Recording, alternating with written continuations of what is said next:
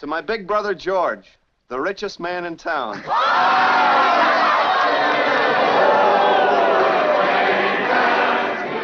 Frank Capra's 1947 movie classic, It's a Wonderful Life, tells the story of George Bailey, a generous man driven to bankruptcy.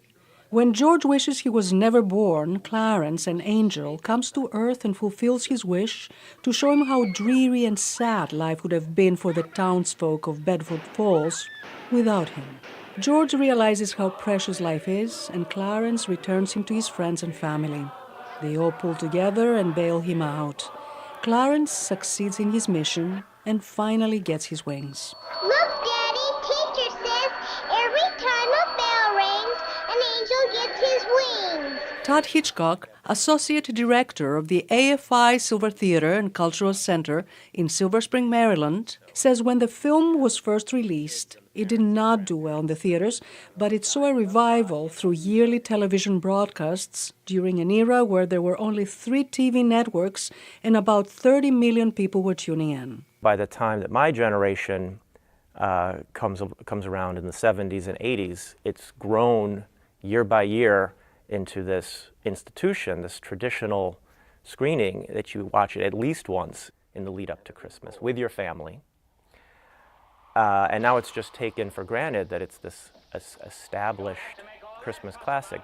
Nostalgia is part of the tradition for a movie classic, but one should not underestimate the staying power and message of such films. An example is Miracle on 34th Street by George Seaton, another 40s favorite, where the real Santa Claus takes a job at a department store in New York City, trying to remind the manager of the store, a single mother, that Christmas is more than just gifts and spending. Oh, Christmas isn't just a day. It's a frame of mind. And that's what's been changing. So much of the film is about anxiety on the part of Christmas is too commercialized, and the stress and the pressure of the gift giving. The stress from Christmas commercialization is also the theme of later films, such as the 1960s animated TV production A Charlie Brown Christmas, which became so popular it joined the pantheon of Christmas classics.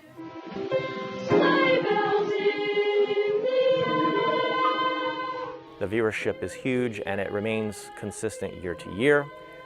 One generation grows up on it, they have children, the next generation grows up on it. In 1983, another classic was born. Set in the 1940s, Bob Clark's comedy, A Christmas Story, tells the story of Ralphie, who tries to convince his parents and Santa that a Red Ryder BB gun really is the perfect Christmas gift.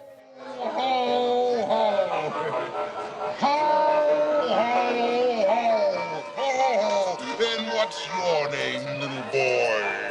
That film directly engages with nostalgia and then sort of gently tweaks it. There's a lot of 80s comedy sensibility woven into that look at this sepia-toned 40s, 50s growing up period.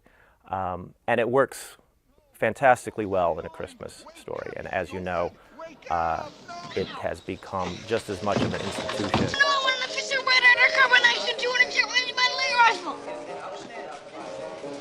You'll shoot your eye out, kid. Merry Christmas. Hitchcock says curating these films in art theaters, such as AFI Silver, is one of the ways to safeguard their staying power, starting with It's a Wonderful Life. Attaboy, Clarence.